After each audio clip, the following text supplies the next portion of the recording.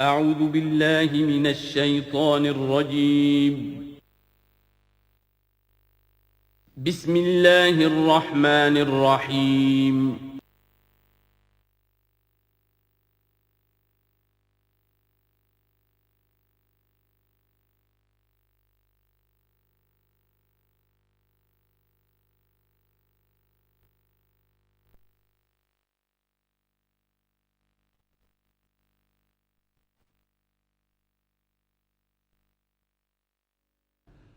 الحمد للہ وکفیٰ والصلاة والسلام علی عبادہ الذین اصطفیٰ،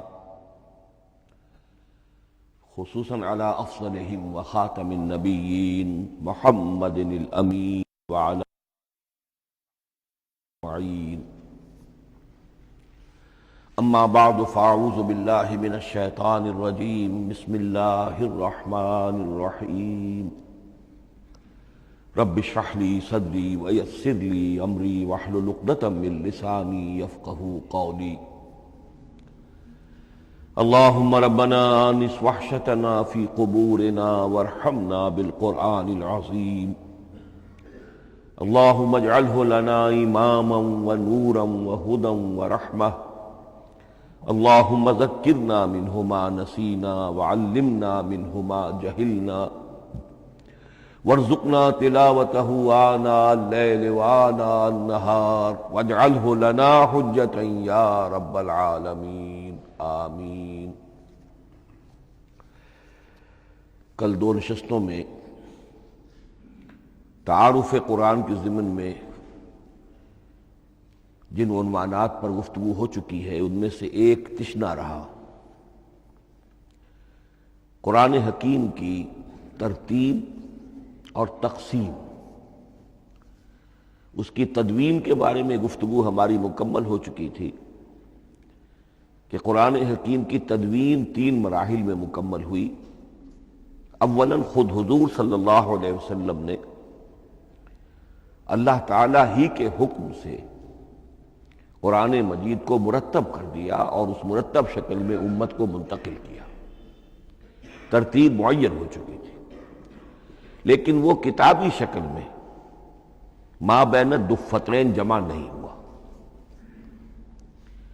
اس کے بعد دوسرا مرحلہ آیا حضرت ابوبکر صدیق رضی اللہ تعالی عنہ کے عہد خلافت کے دوران، جب بہت سے حفاظ شہید ہو گئے جنگ یمامہ میں تو تشویش پیدا ہوئی کہ قرآن حکیم کو کتابی شکل کے اندر مرتب بھی کر لیا جائے، جمع کر لیا جائے. چنانچہ یہ کام حضرت ابوبکر صدیق کے عہد خلافت میں پورا ہو گیا اور اس کے لیے مصحف کا نام حضرت عبداللہ ابن مسعود کی تجویز پر حضرت ابوبکر صدیق رضی اللہ تعالی عنہ نے طے کیا. لیکن اس کے چونکہ ابھی پڑھنے کے انداز میں لوگوں کو کافی آزادی دی گئی تھی کہ اپنے اپنے لہجے کے مطابق لوگ پڑھ سکتے ہیں، تو اس سے محسوس ہوا کہ اب اس کے لکھنے کے انداز میں بھی فرق آ رہا ہے. تو اس لیے ضرورت محسوس ہوئی کہ اس کا ایک اسکرپٹ، ایک رسم الخط جو متفق علیہ ہو، اجماعی ہو، وہ طے کر دیا جائے. چنانچہ یہ تیسرا مرحلہ حضرت عثمان رضی اللہ تعالی عنہ کے عہد خلافت میں طے پایا. اسی لیے اس کو اب مصحف عثمانی کہتے ہیں، اس لیے کہ وہ رسم الخط اب ہمیشہ ہمیش کے لیے طے ہے. اس کے آفیشیل نسخے تیار کیے گئے اور بڑے بڑے شہروں میں جو بھی اس وقت اس مسلمان ممالک تھے ایک ایک نسخہ بھیج دیا گیا اور باقی نسخے جو ہیں وہ طرف کر دیے گئے. تو اس طریقے سے گویا کہ ربع صدی کے اندر اندر یہ تینوں مرحلے جو ہیں مکمل ہو گئے ہیں. اور جیسا کہ میں نے عرض کیا، سب تسلیم کرتے ہیں کہ جو قرآن آج ہمارے پاس ہے وہ وہی ہے بعینہ جو محمد الرسول اللہ نے اپنی امت کو دیا تھا. البتہ جہاں تک قرآن کی ترتیب اور تقسیم کا تعلق ہے، بعض باتیں تو میں بیان کر چکا ہوں، ان کا صرف اجمالی اعادہ کروں گا. نمبر 1 یہ کہ قرآن کی جو بیسک یونٹ ہے، بنیادی اکائی، وہ آیت ہے. آیت کو ہم جملہ نہیں کہہ سکتے، آیت کو ورس نہیں کہہ سکتے، مصرع نہیں کہہ سکتے، اس کی اسی اصطلاح کو ہمیں ریٹین کرنا ہوگا. آیتیں چھوٹی بھی ہیں، بڑی بھی ہیں. آیتیں صرف حروف مقطعات پر بھی مشتمل ہیں اور مرکبات ناقصہ پر بھی مشتمل ہے، پورے جملے کی ایک آیت بھی ہے اور کئی جملوں پر ایک آیت بھی مشتمل ہے۔ یہ تمام امور توقیفی ہیں، یعنی حضور صلی اللہ علیہ وسلم کے بتانے پر موقوف علیہ، ان میں کسی کے اجتہاد کو، کسی منطق، کسی گرامر، کسی نحو، کسی بیان کے کسی اصول کو کوئی دخل نہیں۔ جہاں تک آیتوں کی تعداد کا تعلق ہے وہ مختلف فی ہے، وہ اتفاقی نہیں ہے، اس لیے کہ 6,500 کے لگ بھگ آیات ہیں۔ فرق کیوں ہے؟ ایک بڑا فرق تو اس وجہ سے واقع ہو جاتا ہے کہ تمام سورتوں کے آغاز میں جو آیت بسم اللہ لکھی ہوئی ہے اس کے ضمن میں ایک اختلاف ہے کہ آیا ہر مرتبہ اس آیت کو کاؤنٹ کیا جائے یا نہ کیا جائے۔ صرف ایک سورت ہے سورہ توبہ جس کے شروع میں آیت بسم اللہ نہیں ہے، باقی 113 سورتوں کے آغاز میں بسم اللہ لکھی ہوئی ہے، تو بعض حضرات اس کو سمجھتے ہیں کہ یہ کاؤنٹ نہیں کی جائے گی، بلکہ یہ تو در حقیقت صرف سورتوں کے درمیان فصل اور فرق قائم کرنے کے لیے یہ آیت بسم اللہ لکھ دی گئی ہے۔ تو آپ سمجھیے کہ جو اس پہ اختلاف ہوگا تو 113 کی عدد کا فرق تو اسی سے واقع ہو جائے گا۔ بعض اور مقامات پر بھی آیات کی تعداد میں قدر اختلاف ہے وہ روایات ہی کی بنیاد پر، کسی شخص کو خود یہ حق حاصل نہیں ہے کہ وہ اس میں کوئی فرق کر سکے، تبدیلی کر سکے۔ بہرحال 6,500 کے لگ بھگ آیات ہے قرآن حکیم کی۔ آیتیں مل جل کر سورتوں کی شکل میں ہیں، ان کی تعداد متفق علیہ ہے 114۔ سورت سور سے بنا ہے، سور کے معنی فصیل ہے، گویا کہ ہر سورت جو ہے وہ اللہ تعالیٰ کے علم، معرفت، حکمت کا ایک شہر ہے۔ سورتوں میں آیات کے باہمی ربط کے حوالے سے اس کے معنی کے اندر اور اس کی حکمتوں کے اندر اضافہ ہوتا ہے، ربط آیات، اور جس طریقے سے کہ مختلف موتیوں کو پرو دیا جائے ایک دھاگے میں، اس سے ہار وجود میں آئے، جو ترتیب ہوگی موتیوں کی اس سے ان موتیوں کا حسن دوبالا ہو جائے گا۔ ایسے ہی معاملہ آیات قرآنیہ کا ہے کہ جو ایک سورت کے اندر ہے اور ہر سورت کا ایک مرکزی مضمون یا عمود ہوتا ہے اور تمام آیتیں اس سے منطلق اور اس سے منسلک ہوتی ہیں۔ ان سورتوں کے بعد جیسا کہ میں نے عرض کیا، دور صحابہ میں ہمیں صرف ایک اصطلاح اور ملتی ہے، حزب اور یا منزل۔ وہ اس سہولت کے لیے کہ اگر ایک ہفتے میں پورا قرآن ختم کرنا ہو، اس کی تلاوت مکمل کرنی ہو تو روزانہ ایک حزب پڑھ لیا جائے۔ یہ چونکہ دور صحابہ میں بھی مذکور ہے، لہذا اس میں ہم دیکھتے ہیں کہ حسن موجود ہے، یعنی یہ کہ نہ تو یہ قباحت ہے کہ سورتوں کو توڑا گیا ہو، بلکہ پوری صورتیں شامل ہیں۔ کوئی مصنوعی مساوات قائم کرنے کی کوشش نہیں ہے، کوئی حزب نسبتاً تھوڑا سا زیادہ بڑا ہے، کچھ تھوڑا سا چھوٹا ہے، لیکن تقریباً مساوی ہے۔ خام خواہ کی کوئی مصنوعی مساوات قائم کرنے کی کوشش نہیں ہے، اور اس کے باوجود یہ حسن موجود ہے کہ سورہ فاتحہ کو اگر ہم علیحدہ رکھ دیں کہ وہ پورے قرآن حکیم کے لیے ایک دیباچہ اور مقدمہ ہے، تو پہلے حزب یا پہلی منزل میں 3 سورتیں، دوسرے میں 5، تیسرے میں 7، چوتھے میں 9، پانچویں میں 11، چھٹی میں 13، یہ سیڑھی ہے بالکل۔ اور جو آخری حزب مفصل کہلاتا ہے، اس میں چونکہ آخری پارے میں آپ کو معلوم ہے چھوٹی صورتیں ہیں تو تعداد 65 ہے، وہ بھی جو آخری تعداد ہے 13 اس کا ملٹیپل ہے۔ بہرحال یہ حزب یہ بھی دور صحابہ میں اس کا تذکرہ ہمیں ملتا ہے۔ البتہ جو مزید تقسیم کی چیزیں ہمارے ہاں معروف ہیں وہ بات کی چیزیں، رکوعوں میں طویل صورتوں کو تقسیم کیا گیا تاکہ ایک رکعت میں اگر طویل صورت میں سے کوئی آیات پڑھنی ہے تو اس طرح پڑھی جائیں کہ مضمون ٹوٹے نہ۔ یہ حجاج ابن یوسف کے زمانے میں یہ کام ہوا ہے اور بڑے غور و فکر سے ہوا، اور واقعتاً محسوس ہوتا ہے کہ معنوی جو ربط اور تعلق ہے اس کو ملحوظ رکھا گیا ہے۔ لیکن جو دوسری تقسیم ہمارے ہاں معروف ہو گئی ہے وہ پاروں کی ہے، اول تو یہ معلوم نہیں کہ یہ تقسیم کب ہوئی، مجہول الزمان ہے یہ۔ نمبر 2 یہ کہ اس میں یہ زیادتی بھی نظر آتی ہے کہ سورتوں کی فصیلیں توڑ دی گئی ہیں۔ گویا کہ ایک مصنوعی مساوات قائم کرنے کے لیے کہ 30 دن میں اگر قرآن مجید ختم کرنا ہو، ہر مہینے میں ایک ختم قرآن کوئی شخص کرنا چاہے تو روزانہ ایک پارہ پڑھ کر، لیکن یہ کہ اس میں وہ حسن موجود نہیں ہے، بلکہ یہ قباحت موجود ہے کہ صورتوں کاٹ دی گئی۔ اس کے بعد اب جو بات مجھے عرض کرنی تھی وہ یہ ہے کہ زیادہ عرصہ نہیں گزرا کہ قرآن حکیم کی ترتیب اور تقسیم کے ضمن میں ایک اور حقیقت سامنے آئی ہے، اور یہ حقیقت یہ ہے کہ قرآن حکیم کی سورتوں کے گروپس ہیں۔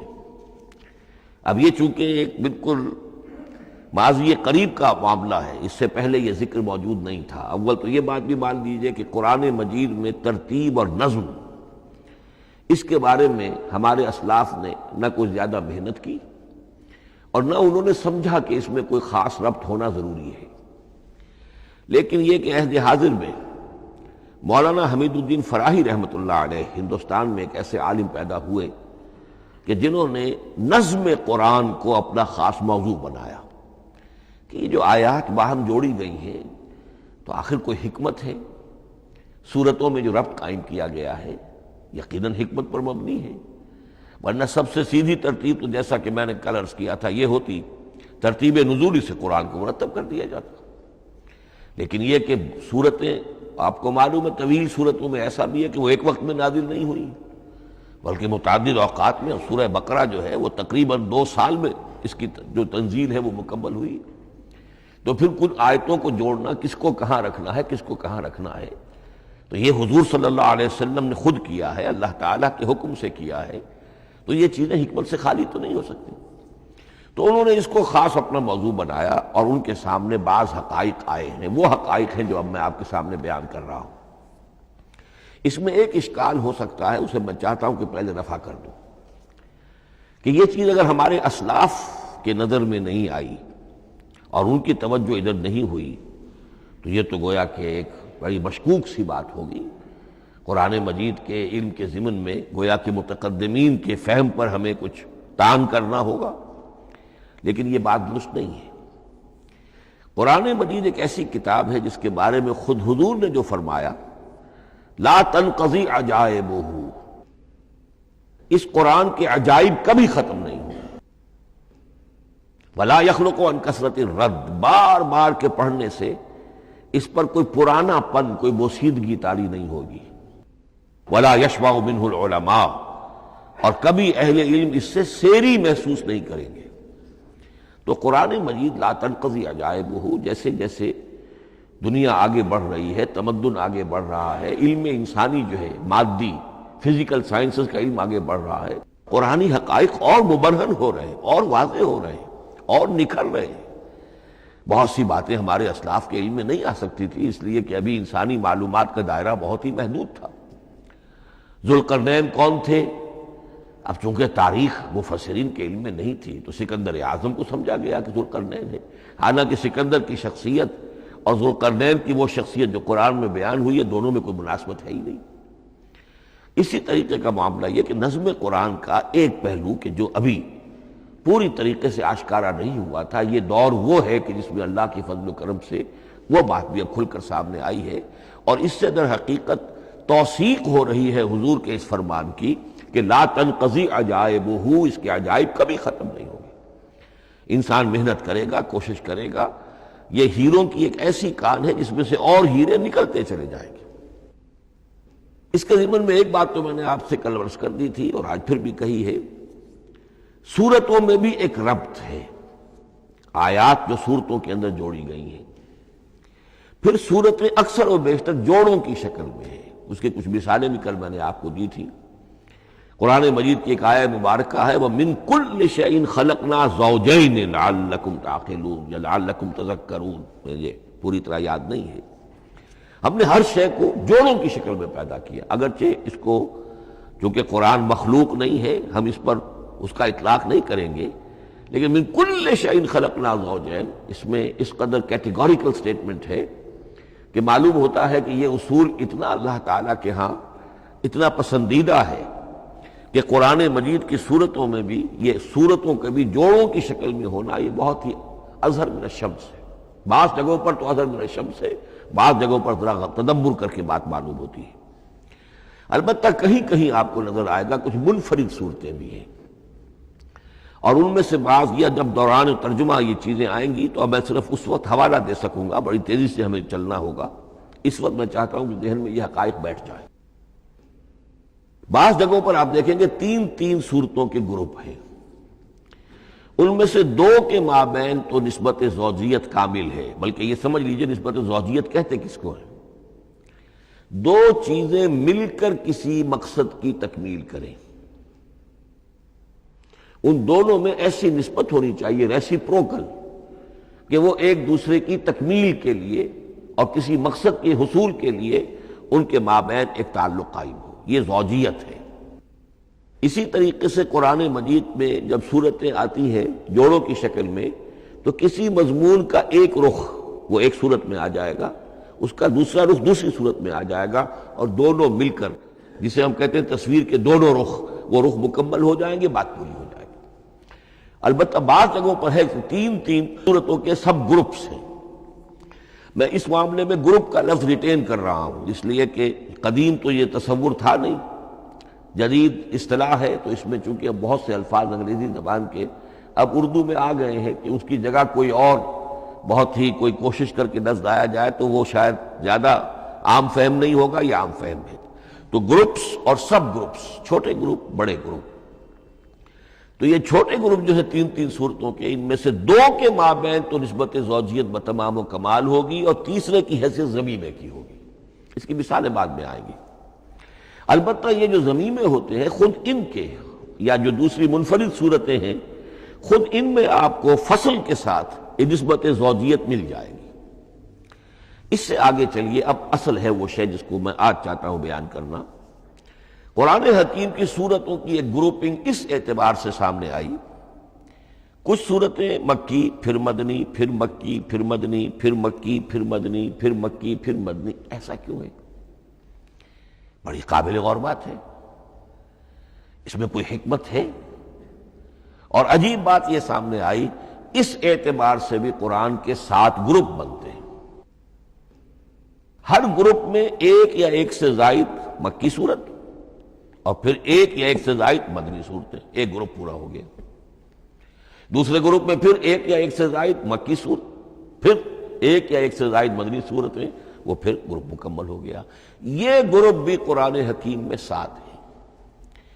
یہ گروپ جو ہے قرات کے لیے نہیں ہے، یہ گروپ جو ہے معنوی تقسیم ہے، غور و فکر کے اعتبار سے، کہ ہر گروپ کا ایک عمود ہے، ایک مرکزی مضمون ہے، اور اس جس طریقے سے صورتیں دو مل کر ایک مضمون کی تکمیل کرتی ہیں، اسی طرح ہر گروپ کی مکی اور مدنی صورتیں مل کر ایک بڑے مضمون کی تکمیل کرتی ہیں۔ اس طریقے سے گویا کہ یہ قرآن مجید میں 7 گروپ ہیں بڑے بڑے، جو کہ جس میں کہ صورتیں جو ہیں وہ جمع کی گئی ہیں۔ مثلاً میں اب آپ کو اشارتاً بتا دوں، پہلے گروپ میں سورہ مکی جو ہے وہ صرف ایک ہے، سورہ فاتحہ، تعداد میں تو ایک ہے، وہ اپنے حجم کے اعتبار سے چھوٹی بھی ہے لیکن بہت بھاری صورت ہے۔ وَلَقَدْ آتَيْنَاكَ سَبْعًا مِنَ الْمَثَانِي وَالْقُرْآنَ الْعَظِيمِ، محض اس صورت کو بھی قرآن عظیم کہا گیا ہے۔ لیکن ایک صورت مکی سورہ فاتحہ، پھر 4 طویل ترین صورتیں مدنی، بقرہ، آل عمران، نساء، مائدہ۔ دوسرے گروپ میں 2 صورتیں مکی، 2 مدنی، الانعام، الاعراف مکیات، الانفال، التوبہ مدنیات۔ تیسرا گروپ چلتا ہے، 14 صورتیں مسلسل چلی جا رہی ہیں مکی، سورہ یونس سے، سورہ یونس، سورہ ہود، سورہ یوسف، سورہ رعد، سورہ ابراہیم، چلتے جائیے، سورہ حجر، سورہ نحل، سورہ بنی اسرائیل، سورہ کہف، سورہ مریم، سورہ طٰہٰ، سورہ انبیاء، سورہ حج اور سورہ مومنون، 14 صورتیں۔ اب آئی ایک مدنی صورت، سورہ نور۔ یہ تیسرا گروپ مکمل ہو گیا۔ چوتھے گروپ میں بھی یہی بات آپ کو نظر آئے گی۔ الفرقان سے سورہ سجدہ تک 8 صورتیں مکی ہیں، اور پھر ایک صورت آتی ہے سورۃ الاحزاب، وہ مدنی ہے۔ اب یہ جو ایک ایک صورتیں آئی ہیں، سورہ نور اور سورہ احزاب، ہر شخص کو اندازہ ہو جائے گا یہ آپس میں جوڑے کی شکل رکھتی ہیں، ان کے مضامین بہت ایک دوسرے سے مشابہ ہیں، بہت مشابہ ہیں۔ لیکن یہ کہ وہ اس طریقے کا جوڑا نہیں ہے کہ اسی گروپ میں ان کا جوڑا موجود ہو، اس کا جوڑا جو ہے وہ دوسرے گروپ میں ہے۔ پھر آئیے پانچواں گروپ ہے سورہ سبا سے احقاف تک، یہ 13 صورتیں مکی ہیں، اور پھر سورہ محمد صلی اللہ علیہ وسلم سے سورۃ الحجرات تک 3 صورتیں مدنی ہیں، یہ کل 16 صورتیں ہیں۔ چھٹے گروپ میں سورہ قاف سے سورہ واقعہ تک 7 صورتیں یہ مکی ہے، اور سورہ حدید سے سورہ طلاق تک 10 صورتیں مدنی ہیں، یہ 17 صورتیں ہیں۔ آخری جو ہے وہ سورۃ الملک سے سورۃ الاخلاص تک 46 صورتیں، اور سورہ معوذتین جو ہے یہ 2 ہے کہ جو مدنی ہے۔ بعض کا اس میں اختلاف ہے، وہ میں بعد میں عرض کروں گا، لیکن جو میری رائے ہے وہ میں آپ کے سامنے رکھ رہا ہوں۔ اس طریقے سے یہ 7 گروپ جو ہیں قرآن مجید میں سورتوں کے وجود میں آئے۔ ہر گروپ کا ایک مرکزی مضمون ہے۔ مثلا پہلے گروپ کا مرکزی مضمون شریعت ہے۔ سورہ فاتحہ میں اہدنا الصراط المستقیم، اے اللہ ہمیں سیدھا راہ دکھا، سیدھے راستے کی ہدایت بخش۔ اب وہ سیدھا راستہ کیا ہے؟ شریعت خداوندی، شریعت الہی، اور شریعت مکمل ہو جاتی ہے ان 4 صورتوں میں۔ شریعت محمدی کا جو بلو پرنٹ ہے، ابتدائی خاکہ جو ہے وہ آپ کو سورہ بقرہ میں ملے گا، اور اس کی جو تکمیلی صورتیں ہیں، تکمیلی احکام ہیں، وہ سورہ مائدہ۔ اس کے علاوہ اس گروپ میں جو زیادہ زور ہے وہ سابقہ امت مسلمہ سے گفت و شنید۔ سابقہ امت مسلمہ میں یہودی اور نصارہ دونوں شامل ہیں۔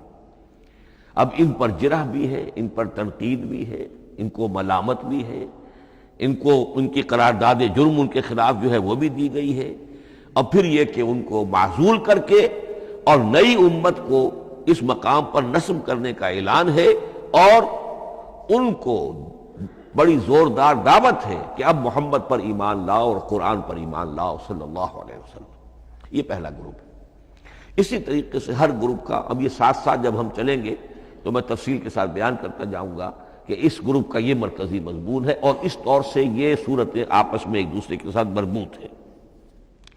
ان گروپوں میں آپ نے دیکھا ہوگا کہ پہلے اور آخری گروپ ان کی ایک ریسیپروکل سی صورت ہے کہ پہلے گروپ میں مکی صورت صرف ایک چھوٹی سی، اور مدنی صورتیں 4-6 پارے سے زائد پر پھیلی، جبکہ آخری گروپ میں سارے دونوں پارے جو ہے سورہ ملک سے شروع ہو کر مکی صورتوں پر مشتمل ہے، آخر میں آ کر چھوٹی چھوٹی صورتیں وہ مدنیات ہیں۔ یہ ایک دوسرے کے بالکل ریسیپروکل ہیں، کانورس۔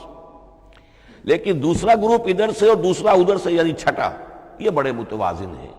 2 صورتیں مکی، 2 مدنی، اور ادھر 7 صورتیں مکی اور 10 مدنی، لیکن 7 صورتیں جو ہیں وہ 3 رکوعوں کی ہیں، ان میں سے ایک 4 رکوع کی بھی ہے، اور اکثر و بیشتر وہ جو دوسری ہے وہ 2 رکوعوں کی ہے، تقریباً متوازن بنتی ہے۔ تو درمیان میں جو ہے ان میں جو مدنی صورتوں کا حصہ بہت کم ہے، اکثر و بیشتر جو ہے وہ مکی صورتیں ہیں۔ ان مکی صورتوں کے اندر بھی جو 6 گروپ تقریباً بنتے ہیں، اس لیے کہ پہلی گروپ کے اندر تو مکی صورت صرف سورہ فاتحہ ہے، تو ان میں سے پہلے 2 گروپوں میں رسالت کا مضمون مرکزی مضمون ہے، درمیانی 2 گروپوں میں توحید کا مضمون مرکزی مضمون ہے، آخری 2 گروپوں میں انذار آخرت کا مضمون مرکزی مضمون ہے۔ آخری صورتیں آپ کو معلوم ہے سورہ قاف سے شروع ہو کر، تو پھر یہ انذار آخرت جو ہے ان سب کا مرکزی مضمون ہے۔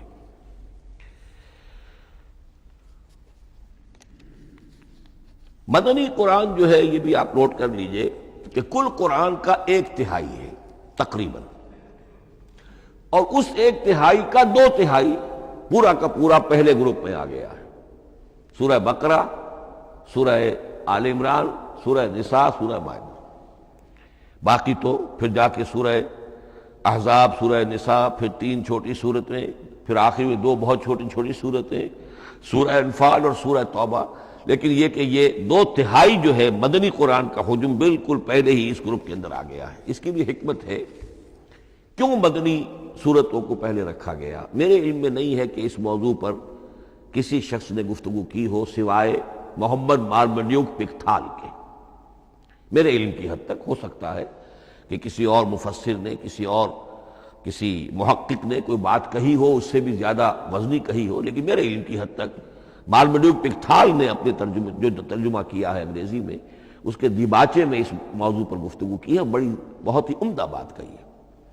انہوں نے کہا کہ جب یہ قرآن نازل ہو رہا تھا تو اصل اہمیت ایمان کی تھی، پہلے لوگ ایمان لائیں اور پھر جو ایمان لائے ان کو پھر احکام دیے گئے کہ یہ کرو اور یہ نہ کرو، یہ حلال ہے، یہ حرام ہے، یہ فرض ہے، وغیرہ وغیرہ۔ لیکن جب ایک امت وجود میں آ گئی، امت کے وجود میں آنے کے بعد اب نسلاً مسلمان پیدا ہو رہے ہیں، ان کے ہاں اب ضرورت پہلے اسلام کی ہے، چاہے بچہ چھوٹا ہی ہے پہلے اسے احکام سکھائے جائیں گے، بچہ چھوٹا ہی ہے نماز پڑھنی سکھائی جائے گی، بچہ چھوٹا ہی ہے روزہ رکھنا سکھایا جائے گا۔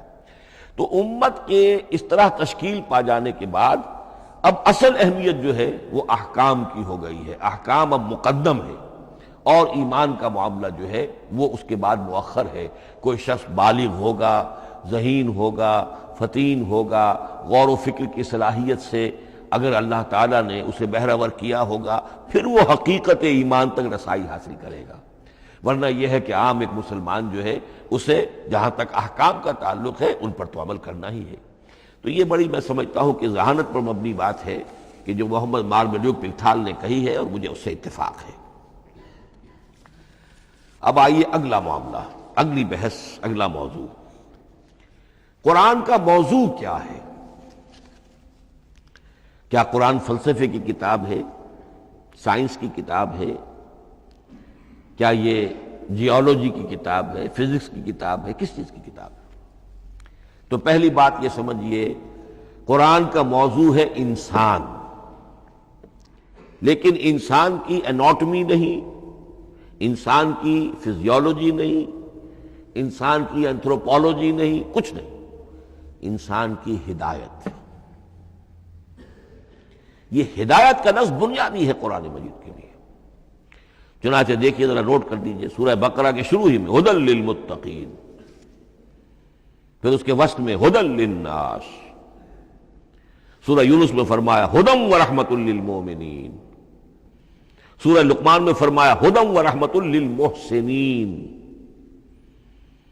سورۃ البقرہ اور النحل میں فرمایا، نمل میں ھدی وبشریٰ للمؤمنین، آل عمران میں وموعظۃ للمتقین، ھدی وموعظۃ للمتقین، پھر 3 مرتبہ الہدی هو الذی ارسل رسولہ بالہدی ودین الحق لیظہرہ علی الدین کلہ۔ الہدی، ہدن نکرہ ہے، الہدی معرفہ ہو گیا، یعنی ہدایت کاملہ، ہدایت تامہ، ہدایت ابدی۔ اسی طرح سورۃ النجم میں فرمایا وَلَقَدْ جَاءَهُم مِّن رَّبِّهِمُ الْهُدَىٰ، سورۃ الجن میں وَإِنَّا لَمَّا سَمِعْنَا الْهُدَىٰ آمَنَّا بِهِ، سورہ بنی اسرائیل میں وَمَا مَنَعَ النَّاسَ أَن يُؤْمِنُوا إِذْ جَاءَهُمُ الْهُدَىٰ، سورہ بنی اسرائیل میں بھی یہ الفاظ آئے، سورہ کہف میں بھی آئے۔ تو قرآن کا موضوع ہے ہدایت، اور اس کو اب ذہن میں رکھیے کہ انسان کے علم کے 2 گوشے ہیں۔ علم انسانی 2 حصوں میں منقسم ہے۔ ایک حصہ ہے فزیکل ورلڈ کا علم، جو حواس کے ذریعے سے حاصل ہوتا ہے، مادی حقائق ان کا علم۔ حواس خمسہ، ہمارا دیکھنا، سننا، سونگھنا، چکھنا، چھونا، یہ تمام صلاحیتیں ہیں، ان سے کچھ معلومات حاصل ہوتی ہیں، اور عقل کا یہ کمپیوٹر ان کو پروسیس کرتا ہے، اس سے نتائج نکالتا ہے، نتائج نکال کے سٹور کر لیتا ہے۔ پھر مزید کوئی معلومات حواس کے ذریعے سے حاصل ہوتی ہیں، اب ان کو وہ پھر پروسیس کر کے جو سابق میموری سٹورڈ ہے اس کے ساتھ ریکنسائل کر کے کوئی اور نتیجہ اخذ کرتا ہے۔ اس طرح رفتہ رفتہ رفتہ رفتہ انسان کا یہ علم بڑھتا چلا جا رہا ہے، اور ہم نہیں کہہ سکتے کہ ابھی اور کہاں تک جائے گا۔ آج سے چند 100 سال پہلے بھی انسان تصور نہیں کر سکتا تھا کہ انسانی علم وہاں پہنچ جائے گا جہاں آج پہنچ چکا ہے۔ اس علم کا وحی سے کوئی تعلق نہیں، اس علم کا تعلق ہے علم اسماء سے، جو حضرت آدم میں ودیعت کر دیے گئے تھے بالکل شروع میں۔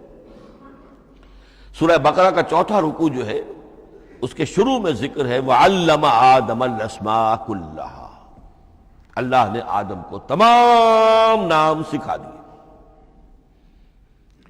اور اس کے آخر میں ذکر ہے جب آدم کو اور حوا کو حکم دیا گیا کہ اب زمین میں جا کر اور وہاں کا چارج سنبھالو، تو فرمایا وَإِمَّا يَأْتِيَنَّكُم مِّنِّي هُدًى فَمَن تَبِعَ هُدَايَ فَلَا خَوْفٌ عَلَيْهِمْ وَلَا هُمْ يَحْزَنُونَ۔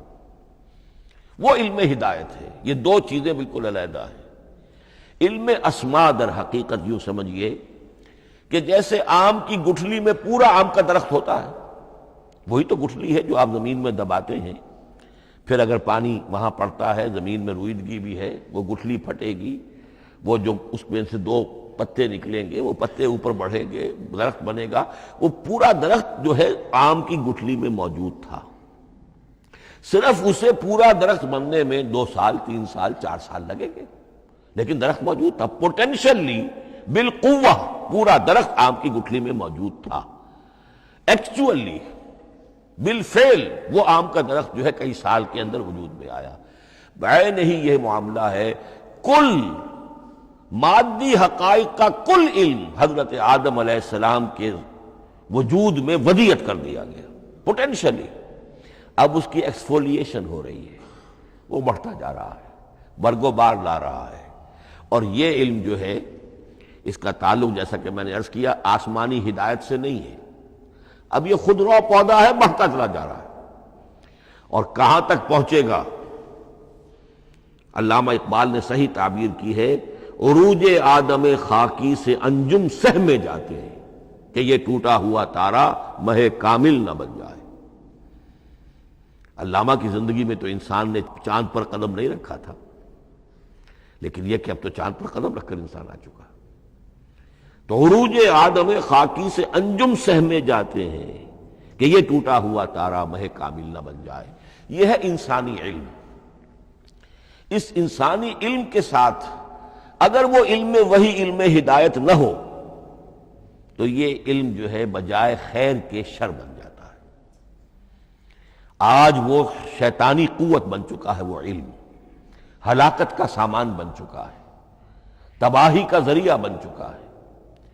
لیکن اس کے ساتھ دوسری بات ضروری تھی جو کہ وحی کے ذریعے سے آنے والا علم تھا، فَإِمَّا يَأْتِيَنَّكُم مِّنِّي هُدًى فَمَن تَبِعَ هُدَايَ فَلَا خَوْفٌ عَلَيْهِمْ وَلَا هُمْ يَحْزَنُونَ۔ یہ علم الہدایت جو ہے یہ در حقیقت قرآن حکیم میں آ کر مکمل ہو گیا ہے۔ اس کے لیے بھی میں چاہتا ہوں کہ بات آپ سمجھ لیں، اس میں جو ارتقاء ہوا ہے، پہلی کتابیں نازل ہوئی ان میں بھی ہدن تو تھی۔ کل بھی میں نے آپ کو آیت سنائی تھی سورہ مائدہ کی، انا انزلنا التوراۃ فیہا ھدی و نور، ہم نے تورات نازل کی تھی، اس میں ہدایت بھی تھی، نور بھی تھا۔ اسی رکوع میں 7واں رکوع ہے وہ سورہ مائدہ کا، انجیل کے بارے میں، فیہ ھدی و نور، اس میں بھی ہدن بھی تھی، ہدایت بھی تھی، نور بھی تھا۔ لیکن یہ ہدایت اور یہ نور درجہ بدرجہ ترقی کر رہا ہے، یہاں تک کہ کامل ہوا ہے، قرآن میں آ کر الہدا بن گیا ہے۔ اب یہ ہدن نہیں، الہدا، کامل ہدایت نامہ۔ اس کی وجہ کیا ہے؟ دیکھیے، ایک بچے کو اگر آپ تعلیم دینا چاہتے ہیں تو اس کی ذہنی سطح کو محفوظ رکھے بغیر تو نہیں دے سکتے۔ آپ چاہے پی ایچ ڈی استاد رکھ دیں کسی بچے کے لیے، بچہ بھی پرائمری کی تعلیم پا رہا ہے، وہ پی ایچ ڈی کا استاد کیا کچھ پلا دے گا اس کو، کیا پڑھا دے گا اس کو؟ اس کی اپنی استعداد جو ہے ابھی اتنی کم ہے کہ اسی کی مناسبت سے اسے تعلیم دی جائے گی، رفتہ رفتہ وہ آگے بڑھے گا، یہاں تک کہ وہ اپنے پوری عقل کے اور شعور کی پوری شدت اور قوت کو پہنچ جائے گا، بلوغت کو پہنچ جائے گا۔ اب اسے آخری علم پڑھایا جائے گا، اب اسے فلسفہ پڑھایا جائے گا، پہلے وہ ہسٹری پڑھ رہا تھا، اب فلسفی آف ہسٹری پڑھے گا۔ اس حوالے سے تدریجاً اللہ تعالیٰ نے تورات میں صرف احکام ہے، حکمت ہے ہی نہیں، انجیل میں حکمت ہے، احکام ہے ہی نہیں، دونوں مل کر ایک بات کو مکمل کرتی ہیں۔ تورات میں صرف احکام ہے، حکمت ہے ہی نہیں۔ جیسے کہ میں نے عرض کیا تھا، بچے کو آپ بتا دیتے ہیں بھئی روزہ ٹوٹ جاتا ہے اس طریقے سے، روزے کا مطلب یہ ہے اب دن بھر کھانا کچھ نہیں ہے، چاہے بچہ ابھی 6 سال کا ہے، 7 سال کا ہے، 8 سال کا ہے، آپ بتا رہے ہیں احکام تو دے دیے جائیں، یہ کرو یہ نہ کرو، یہ ڈوز ہیں یہ ڈونٹس ہیں۔ تو احکام عشرہ، دی 10 کمانڈمنٹس، احکام دیے گئے، حکمت نہیں۔ ابھی حکمت کا تحمل ان کے لیے ممکن نہیں تھا، ابھی وہ عہد طفولیت ہے نوع انسانی کا۔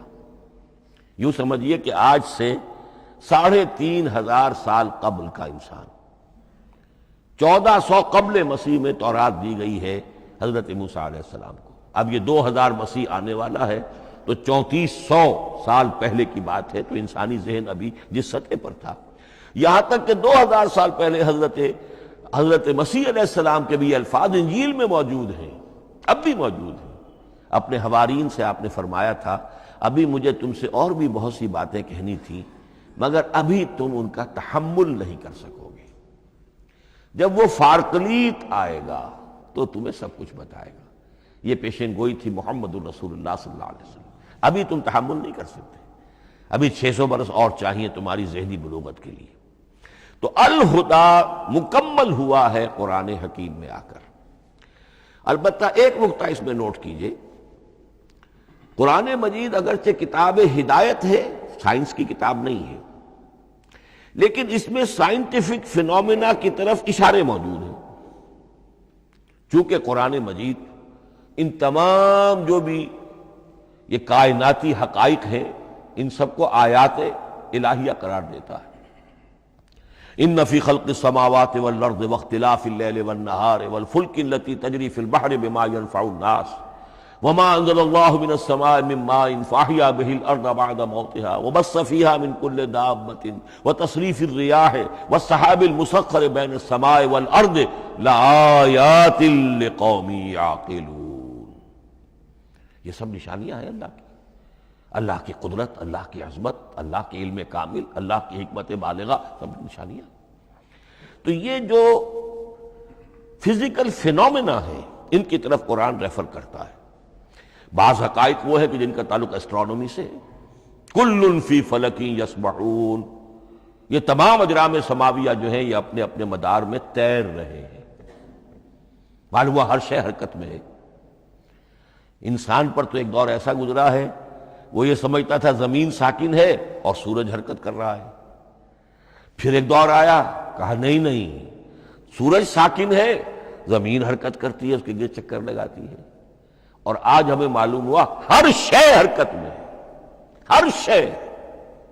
سورج کا بھی اپنا ایک مدار ہے، اس میں وہ حرکت کر رہا ہے اپنے پورے کنبے کو لے کر۔ یہ پورا سولر سسٹم اس کا کنبہ ہے، اس پورے کنبے کو لے کر وہ بھی ایک مدار میں حرکت کر رہا ہے۔ تو معلوم کل فی فلک یسبحون۔ اب یہ کل کا لفظ جس طرح منقع ہو کر، جس طرح مبرہن ہو کر، جس شان کے ساتھ آج وہ ہویدا ہوا ہے، واضح ہوا ہے، آج سے پہلے انسان کو معلوم نہیں تھا۔ تو یہ جو فزیکل فینومینا ہے جن کی طرف قرآن مجید ریفر کرتا ہے، یہ اگرچہ قرآن کا اصل موضوع نہیں ہے، لیکن ایک بات جان لیجئے کہ قرآن مجید میں ان فزیکل فینومینا کے بارے میں جو بات کہی گئی ہے وہ غلط نہیں ہو سکتی، اور یہ وہ حقیقت ہے کہ جو اس دور میں آ کر اتنی واضح ہوئی ہے۔ آپ نے نام سنا ہوگا ڈاکٹر مورس بکائی کا، یہ فرانسیسی سرجن تھے، انہوں نے مطالعہ کیا، کمپیریٹو اسٹڈی کی قرآن بائبل دونوں کی، بائبل سے مراد اولڈ ٹیسٹمنٹ نیو ٹیسٹمنٹ دونوں، اور وہ اس نتیجے پر پہنچا کہ پورے قرآن میں کوئی ایک لفظ ایسا نہیں ہے جسے ہماری ساری سائنسی انکشافات میں سے کسی نے غلط ثابت کیا، جبکہ تورات میں بے شمار چیزیں ایسی ہیں کہ سائنس انہیں غلط ثابت کر چکی ہے۔ The science, the Quran and the Bible. اب یہ بات بڑی اہم ہے، اس کو بڑی خوبصورت انداز میں ڈاکٹر رفیع الدین مرحوم نے کہا ہے کہ یہ کائنات اللہ کا فعل ہے، عمل ہے، اس کی تخلیق ہے، اس کی تدبیر ہے، اور قرآن اللہ کا قول ہے۔ قول و عمل میں تضاد ممکن نہیں، عام انسان کے قول و عمل میں تضاد ممکن نہیں، اللہ کے قول و فعل میں اور قول و عمل میں تضاد ہو سکتا ہے۔ ہاں یہ ہو سکتا ہے کہ ایک دور میں انسانوں نے بات سمجھی نہ ہو، ان کا ذہن وہاں تک پہنچا نہ ہو، ان کی معلومات کا دائرہ ابھی اس حد تک ہو کہ ان حقائق تک نہ پہنچا ہو، لیکن جیسے جیسے وقت آئے گا مزید حقائق منکشف ہوں گے، اور یہ بات اور زیادہ سے زیادہ واضح سے واضح تر ہوتی چلی جائے گی کہ جو کچھ قرآن میں لکھا ہے وہی برحق ہے۔ ہاں آج سے پہلے انسانی ذہن اس حد تک رسائی حاصل کرنے کا اہل نہیں تھا۔ اور یہ ہے در حقیقت آیت قرآن حکیم کی، یہ سورہ حامیم السجدہ کی لاسٹ بٹ ون آیت ہے، سنریہم آیاتنا فی الآفاق وفی انفسہم حتی یتبین لہم انہ الحق، ہم انہیں دکھاتے چلے جائیں گے اپنی نشانیاں آفاق میں بھی انفس میں بھی، سنریہم آیاتنا فی الآفاق وفی انفسہم حتی یتبین لہم، یہاں تک کہ یہ بات پوری طرح نکھر کر مبرہن ہو کر ان کے سامنے واضح ہو جائے گی انہ الحق، کہ قرآن حق ہے۔ اور اسی کی حقیقت جو ہے جیسا کہ میں نے عرض کیا، ایک تو مورس بکائی کو ذہن میں رکھیے، اور ایک اور شخص کینیڈا میں ایک بہت بڑا ڈاکٹر ہے کہ جو ایمبریولوجسٹ ہے، اور اس کی جو ٹیکسٹ بکس ہے جو ایمبریولوجی پر، علم جنین یعنی رحم مادر میں جو بچے کی پرورش ہوتی ہے کیسی ہوتی ہے، کن کن سٹیجز سے گزر کر ہوتی ہے، یہ علم جنین یا ایمبریولوجی، تو سٹینڈرڈ ٹیکسٹ بک ہے دنیا میں اس کی، ڈاکٹر کیتھل مور کی۔ اور وہ حیران رہ گیا کہ میں نے جب قرآن کا مطالعہ کیا کہ آج سے 1400 برس قبل، جبکہ نہ مائکروسکوپ تھی نہ ڈسیکشن ہوتا تھا ابھی ہیومن باڈی کا، یہ حقائق جو قرآن بیان کر رہا ہے، وَلَقَدْ خَلَقْنَا الْإِنسَانَ مِنْ صُلَالَةٍ مِّن مَّاءٍ مَّهِينٍ ثُمَّ جَعَلْنَاهُ نُطْفَةً فِي قَرَارٍ مَّكِينٍ ثُمَّ خَلَقْنَا النُّطْفَةَ عَلَقَةً فَخَلَقْنَا الْعَلَقَةَ مُضْغَةً فَخَلَقْنَا الْمُضْغَةَ عِظَامًا فَكَسَوْنَا الْعِظَامَ لَحْمًا، یہ کہاں سے معلوم ہوئی؟ اور واقعہ یہ ہے کہ اس سے زیادہ صحیح تعبیر ممکن نہیں۔ تو یہ حقائق ذہن میں رکھیے کہ اگرچہ قرآن مجید سائنس کی کتاب نہیں ہے، لیکن جن سائنسی حقائق یا جن سائنسی فینومینا کی طرف قرآن نے ریفر کیا ہے وہ یقیناً حق ہے، چاہے تاحال ہم ان کی حقانیت کو نہ سمجھ پائیں۔ مثلا آج بھی مجھے نہیں معلوم کہ قرآن جو 7 آسمان کہتا ہے تو 7 آسمان سے کیا مراد، مجھے نہیں معلوم، لیکن مجھے یقین ہے کہ ایک وقت آئے گا کہ انسان سمجھے گا کہ ٹھیک ٹھیک یہ الفاظ جو ہیں 7 آسمان یہ منطبق ہوتے ہیں اس حقیقت پر جو آج ہمارے علم میں آئی ہے، پہلے نہیں آئی تھی۔ البتہ ایک اور نقطہ جو بہت اہم ہے عملی اعتبار سے، میں نے اسی لیے یہ ساری تمہید کی ہے کہ قرآن سائنس کی کتاب نہیں ہے، نہ سائنس کی ہے نہ ٹیکنالوجی کی ہے۔ اس حوالے سے ایک بڑا منطقی نتیجہ نکلتا ہے، اور وہ یہ ہے کہ اگر ہمارے اسلاف نے قرآن کی ان آیات کا کوئی خاص مفہوم معین کیا اپنے دور کی معلومات کی سطح پر، ہمارے لیے لازم نہیں ہے کہ ہم اس کی پیروی کریں۔ سائنسی فینومینا کو جو سائنسی ترقی ہو رہی ہے اس کے حوالے سے سمجھیں گے۔ یہاں تک کہ اب آخری بات عرض کر رہا ہوں، خود حضور کا فرمان بھی اس میں قطعی نہیں ہوگا۔ یہ بات بہت ثقیل اور گراں گزرے گی بہت سے لوگوں پر۔ سائنس اور ٹیکنالوجی میں اگر حضور کی کوئی حدیث بھی سامنے آ جائے تو اس کو بھی ہم کوئی دلیل قطعی نہیں سمجھیں گے۔ اس کی وجہ کیا ہے؟ ایک واقعہ بہت اہم ہوا حضور کی زندگی میں۔ حضور جب ہجرت فرما کر تشریف لائے مدینہ منورہ تو آپ کو معلوم ہے کہ حضور کی پیدائش مکے کی، ساری زندگی آپ نے وہاں گزاری۔ وہ وادی غیر ذی زرع ہے، وہاں کوئی پیداوار، کوئی زراعت، کوئی کاشت ہوتی نہیں تھی، آپ کو کوئی تجربہ سرے سے نہیں تھا۔ ہاں تجارت کا تجربہ تھا، بھرپور تجارت کی تھی۔ یہاں آئے تو آپ نے دیکھا کھجوروں کے سلسلے میں انصار مدینہ تعبیر نخل، وہ اس کا ایک اصطلاح ہے۔ کھجور ایک ایسا پودا ہے جس کا ایک فیمیل فلاور ہوتا ہے اور ایک میل علیحدہ۔ اب میل فلاور اور فیمیل فلاور ان دونوں کو قریب لے آئیں تو اس سے اس بات کا زیادہ امکان ہو جاتا ہے فرٹیلائزیشن ہو اور پھل بنے اور زیادہ آپ کو پھل حاصل ہو، فصل زیادہ ہو۔ اگر وہ فاصلے پر رہیں گے تو ہو سکتا ہے کہ اس کا امکان کم ہو، تو وہ ان کو قریب جوڑ دیتے تھے۔ حضور نے دیکھا تو آپ نے فرمایا کہ آپ لوگ ایسا نہ کریں تو کیا ہے، یعنی نیچر جو ہے، nature can take care of it self, آخر فطرت ہے، فطرت نے یہ ساری چیزیں بنائی ہے، آپ ایسا نہ کریں تو کیا ہے۔ صرف یہ کہا آپ نے روکا نہیں، لیکن ظاہر بات ہے صحابہ کرام کے لیے رضوان اللہ تعالی علیہ اجمعین حضور کا اتنا کہنا بھی گویا کہ حکم کے درجے۔ انہوں نے اس سال وہ کام نہیں کیا، فصل کم ہو گئی۔ اب وہ ڈرتے ڈرتے جھجکتے جھجکتے حضور کی خدمت میں آئے۔ حضور آپ نے فرمایا تھا، ہم نے وہ نہیں کیا، تعبیر نخل اس سال نہیں کی ہم نے، فصل کم ہوئی ہے۔ آپ نے فرمایا انتم اعلم بامور دنیاکم، اس کا ایک ایک لفظ یاد کر لیجئے، انتم اعلم بامور دنیاکم، اپنے یہ دنیاوی اور مادی معاملات میں تم زیادہ تجربے کار ہو، تم زیادہ حقائق سے واقف ہو۔ میں عالموں کا لفظی ترجمہ یہاں کرنا جو ہے اس کی جرت مجھے نہیں ہو رہی، تم زیادہ واقف ہو ان چیزوں سے، میں یہ چیزیں سکھانے نہیں آیا۔ آپ ٹیکنالوجی پڑھانے نہیں آئے تھے، آپ طب سکھانے نہیں آئے تھے، آپ کوئی اور سائنس پڑھانے نہیں آئے تھے، ورنہ تو ہم شکوہ کرتے کہ آپ نے ہمیں ایٹم بم بنانا کیوں نہیں سکھا دیا پہلے ہی۔ نہیں، یہ موضوع ہی نہیں ہے۔ قرآن کا موضوع معین ہونا چاہیے۔ قرآن کا موضوع انسان کی ہدایت، اس ہدایت کے لیے جس قدر اس کو ضرورت ہے علم کی کہ وہ جو یہ فزیکل فینومینا ہیں ان کے حوالے سے بھی ہدایت حاصل کرے، اس حد تک ان کا تذکرہ ہے۔ لیکن یہ یقین اور ایمان ہونا چاہیے کہ قرآن مجید کے الفاظ میں جو شے مضمر ہے وہ کبھی غلط ثابت نہیں ہوگی۔ یہ ہو سکتا ہے کہ قرآن کی کسی آیت کا کوئی مفہوم ہمارے اسلاف نے 1000 برس پہلے یا 600 برس پہلے سمجھا ہو اور وہ مفہوم غلط ثابت ہو جائے، وہ ایک علیحدہ بات ہوگی، لیکن قرآن مجید کا ٹیکسٹ جو ہے اس کے اندر کہیں ایسی بات نہیں آ سکتی۔ اب آئیے فہم قرآن کے اصول۔ ظاہر بات ہے کہ اس موضوع پر اصول تفسیر پر کوئی مجھے تفصیلی اس وقت گفتگو کرنے کا موقع تو نہیں ہے، البتہ یہ کہ 7 گنتی کر کے چیزیں نوٹ کر لیجئے کہ جس سے قرآن مجید کے فہم میں سہولت حاصل ہوگی۔ پہلی بات وہ جو کسی درجے میں پہلے بھی سامنے آ چکی ہے، قرآن کا اسلوب استدلال منطقی نہیں ہے، فطری ہے۔ ایک ہوتا ہے منطق کی گتھیوں سے اور منطق کے اصولوں سے اور منطق کی دلیلوں سے بات ثابت ہے، یہ نہیں۔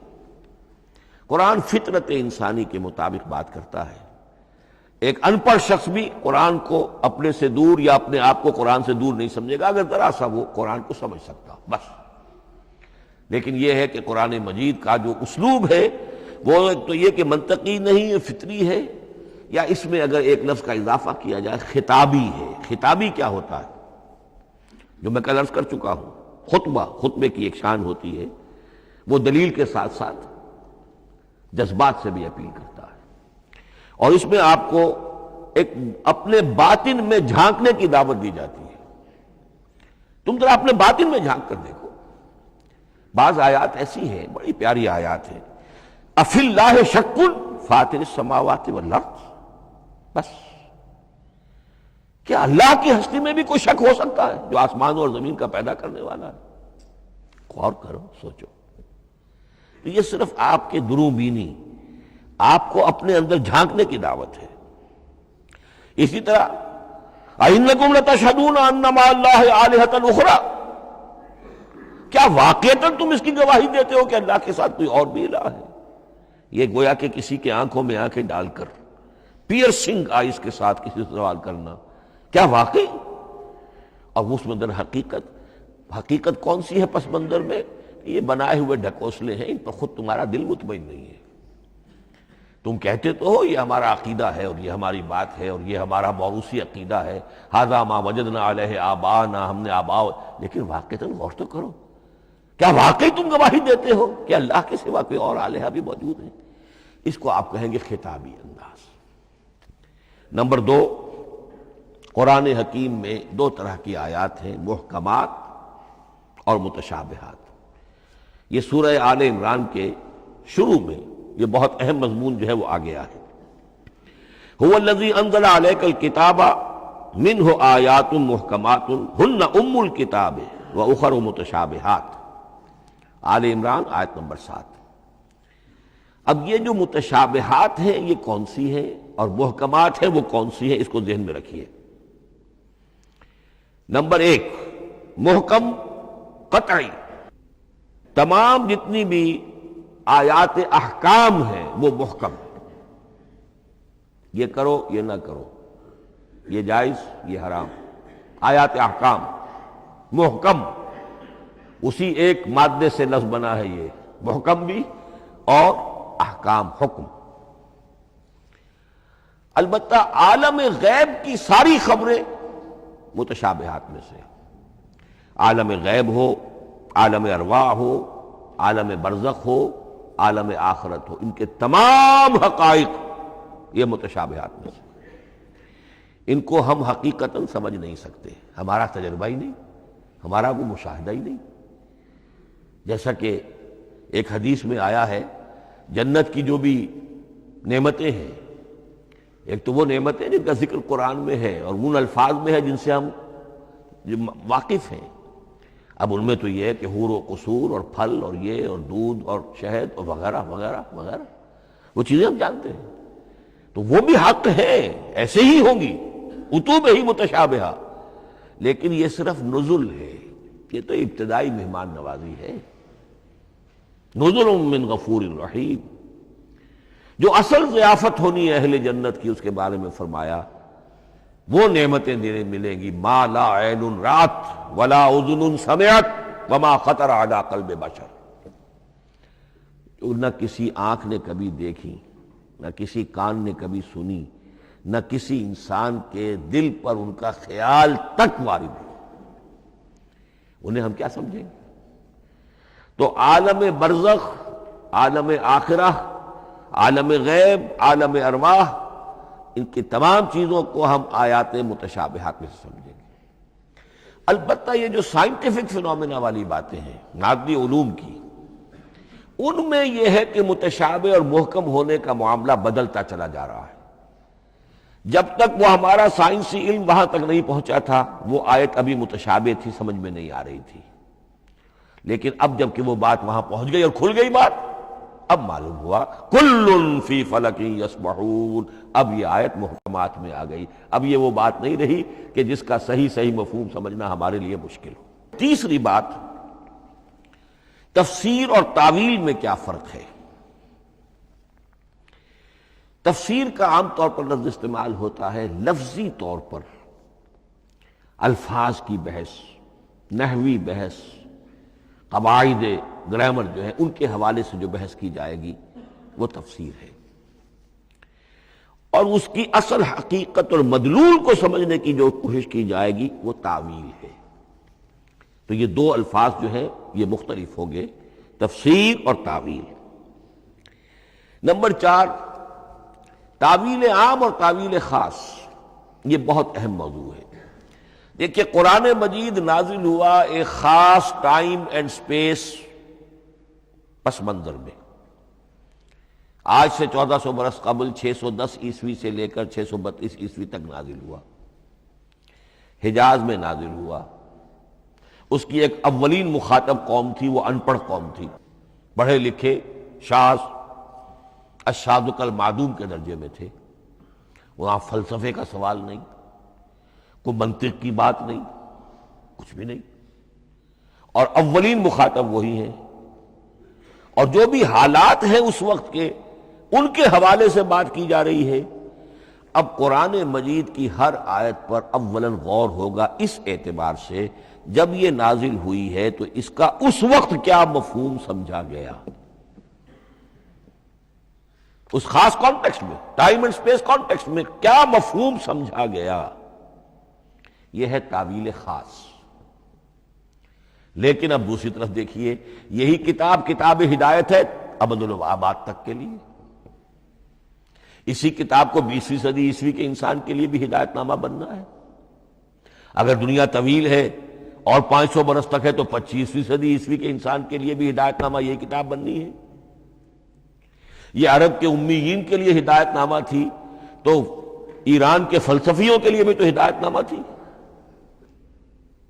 لہذا ان الفاظ کے اندر یہ قرآن کے اعجاز کا وہ پہلو ہے جو بہت نمایاں ہے کہ ان الفاظ کے اندر کہ جو ایک خاص کانٹیکسٹ میں نازل ہوئے اور اس وقت ان کا ایک معین مفہوم سمجھا گیا، انہی میں وہ عموم بھی موجود ہے کہ اسی سے ہمیشہ کے لیے ہدایت اخذ کی جا سکتی ہے۔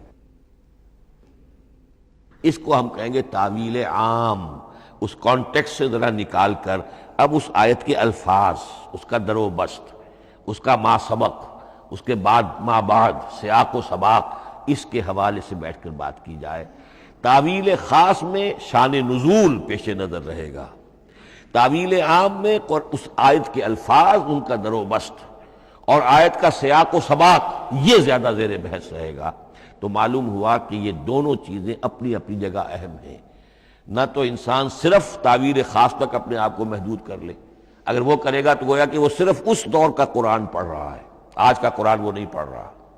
قرآن کے اندر تو واقعتاً یہ شان ہے کہ میں جس کے لیے الفاظ یہ استعمال کیا کرتا ہوں کہ ہر دور کے افق پر ایک خورشید تازہ کے مانند طلوع ہوگی یہ کتاب۔ معلوم ہوگا آج کا قرآن ہے، یہ ہمیں آج ملا ہے قرآن، اور گویا کہ آج جو ہمیں مسائل درپیش ہے ان کا حل ہے جو یہ قرآن پیش کر رہا ہے۔ یہ اس کا اعجاز ہے، یہ اس کا کمال ہے۔ اس اعتبار سے نوٹ کیجئے تعویل خاص اور تعویل عام، یہ الفاظ چونکہ بار بار دورہ ترجمہ آئیں گے تو اس لیے میں نے ان اصطلاحات سے چاہا کہ آپ واقف ہو جائیں۔ ایک اور اس میں بات سمجھنے کی ہے تذکر اور تدبر۔ قرآن سے بنیادی ہدایت حاصل کر لینا، اس کے لیے قرآن انتہائی آسان ہے۔ وَلَقَدْ يَسَّرْنَا الْقُرْآنَ لِلذِّكْرِ فَهَلْ مِن مُدَّكِرٍ۔ ذرا سی انسان کو عربی آتی ہو کہ براہ راست قرآن کا مفہوم آپ کے ذہن اور قلب پر نازل ہوتا چلا جائے، بس قرآن کا اصل جو پیغام ہے، جو اس کی اصل ہدایت ہے، اس کی تمثیل یوں سمجھیے کہ سمندر میں اگر کوئی آئل ٹینکر جو ہے ٹوٹ جائے تو میلوں جو آئل ہوتا ہے وہ سطح سمندر کے اوپر پھیل جاتا ہے، سطح پر رہے گا، نیچے تو جائے گا نہیں۔ تو یوں سمجھیے کہ قرآن مجید کا جو لب لباب ہے، لب لباب، وہ اس کی سطح پر موجود ہے، لیکن اس کے یہ مطلب نہیں ہے کہ صرف سطح ہی سطح ہے، اس کی گہرائی فیتم لس، اس کی گہرائی وہ ہے کہ جس کی کوئی حد نہیں۔ اب اس کے لیے تعمق، گہرائی میں غوطہ زنی کرنا، قرآن میں ہو غوطہ زن اے مرد مسلمان، اس کے اعتبار سے یہ دنیا کی مشکل ترین کتاب، اچھی طرح سمجھ لیجیے، اس کی تہہ تک پہنچنا ممکن ہی نہیں۔ غلطی سے ہم کبھی کبھی کسی شخص کی مدح کرتے ہوئے کہہ دیتے ہیں فلاں شخص کو قرآن پر بڑا عبور حاصل ہے۔ ایک عالم دین نے یہ الفاظ میرے بارے میں کہہ دیے تھے، میں نے فوراً ٹوک دیا۔ میں نے کہا آپ کیا، یہ قرآن کی آپ نے گویا کہ قرآن مجید کی شان میں گستاخی کی ہے، قرآن کی توہین کی ہے۔ عبور کہتے ہیں ایک کنارے سے دوسرے کنارے کو چلے جانا، دریا عبور کر دیا، قرآن کے کنارے ہے ہی نہیں، یہ ناپیدا کنار سمندر ہے، اس سمندر کا کوئی کنارہ نہیں، نہ اس کی گہرائی اور نہ اس کے کنارے۔ لہذا پوری زندگی کوئی امام راضی ہو، کوئی زمخشری ہو، کوئی ہو، پوری زندگی کھپا کر بھی وہ یہ نہیں کہہ سکے گا کہ میں نے قرآن مجید کو بتمام و کمال سمجھ لیا ہے۔ معاذ اللہ، معاذ اللہ، معاذ اللہ، ناممکن۔ وراء الورا ثم وراء الورا، یہ ہے تذکر اور تدبر۔ اس کے لیے تو پوری زندگی انسان کھپائے، پورا وقت اس کے لیے لگائے، پوری صلاحیت کھپا دے، تب بھی وہ بہت سی جگہوں پر پھر بھی کہے گا واللہ عالم۔ امام رازی کو بھی نہ معلوم کتنے مقامات پر جا کر یہ کہنا پڑا ہے کہ اللہ بہتر جانتا ہے۔ اعلم ان ھذا المقام مقام غامض عمیق محیب، یہ مقام تو بہت محیب ہے، پرہیبت ہے، بہت گہرا ہے، بہت غامض ہے۔ امام رازی کہہ رہے ہیں، 30 جلدوں میں تفسیر لکھنے والا شخص۔ اقول قولی ھذا واستغفر اللہ لی ولکم ولسائر المسلمین والمسلمات۔